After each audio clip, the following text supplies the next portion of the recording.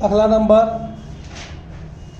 31 અથવા x અક્ષ પરનું એવું બિંદુ મેળવો જે બિંદુઓ 3, 4 અને 1, -3 થી સમાન અંતરે હોય। ધ્યાન આપજો ભાઈ, આપણે પહેલા તો લાઈનસર ધારી લઈએ। x અક્ષ પરનું બિંદુ એટલે એનો એક્સિયમ શું થાય?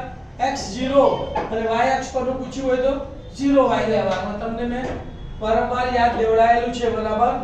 ધારી લઈશું, ધારો કે બિંદુ P એના યામ x0 એ x અક્ષ પરનું બિંદુ છે જે પહેલાને નામ આપીએ a 3, 4 અને b 1, -3 થી સમાન અંતરે આવેલું છે। એક રેખાખંડ દોરીએ AB, એના યામ 3 અને 4 લખીએ, b ના યામ 1 અને -3 લખીએ। સમાન અંતરે આવેલું છે એટલે રેખાખંડનો લંબ દ્વિભાજક દોરવાનો। એ લંબ દ્વિભાજક ઉપર બિંદુ P લેવાનું, એના યામ x અને 0, PA જોડી દેવાના અને PB જોડી દેવાના। સમાન અંતરે આવેલું છે માટે PA બરાબર શું થાય? PB થાય। તો માટે PA બરાબર PB થાય। બંને બાજુ વર્ગ કરી દઈએ તો શું થશે? માટે PA² બરાબર PB² થાય। હવે અંતર સૂત્રનો ઉપયોગ કરતા અંતર સૂત્ર શું કહે છે? x યામોના તફાવતનો વર્ગ વત્તા y યામોના તફાવતનો વર્ગ। તો પહેલા આપણે PA² લઈએ તો PA x યામોનો તફાવત એટલે x - 3 x - 3 નો વર્ગ વત્તા y યામોનો તફાવતનો વર્ગ એટલે એનો y યામ 0 અને આનો y યામ 4 તો 0 - 4 નો વર્ગ બરાબર ના બરાબર। હવે PB² લઉં છું, ફરી x યામોનો તફાવતનો વર્ગ, x યામ x અને આનો x યામ 1 તો x - 1 x - 1 નો વર્ગ વત્તા y યામનો તફાવતનો વર્ગ 0 - -3 એટલે 0 + 3 નો વર્ગ। હવે દ્વિપદીના વર્ગનું વિસ્તરણ આપણને ખબર છે કે પહેલા પદનો વર્ગ, મધ્યમ પદની નિશાની, વચ્ચે ત્રણેયનો ગુણાકાર અને પ્લસ છેલ્લા પદનો વર્ગ। બીજી રીતે કહીએ તો પહેલાનો વર્ગ, છેલ્લાનો વર્ગ, વચ્ચે ત્રણેયનો ગુણાકાર। અહીંયા ધ્યાન આપજો, x - 3 નો વર્ગ છે તો x નો વર્ગ એટલે x², મધ્યમ પદની નિશાની માઈનસ ત્રણેયનો ગુણાકાર 2 તરી 6 × x એટલે -6x પ્લસ બીજા પદનો વર્ગ એટલે 3 નો વર્ગ એટલે 9 તો x - 3 ના વર્ગનું વિસ્તરણ શું થયું?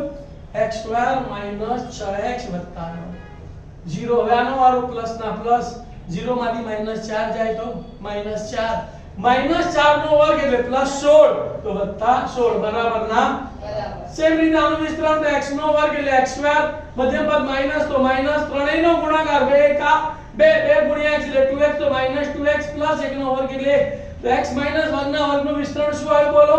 x² - 2x + 1 0 + 3 એટલે 3 ને 3 નો વર્ગ 9 તો +9 આવી ગયા। બંને બાજુ સરવાળા બાદબાકી છે તો સામે સરખે સરખું ઉડે તો +x² ઉડી ગયો, +9 અને +9 ઉડી ગયા। જ્યારે સામે સરખે સરખું ઉડાડો ને પછી વધ્યું ઘટ્યું લખવાનું। શું લખવાનું? વધ્યું ઘટ્યું। અહીંયા કેટલા વધ્યા?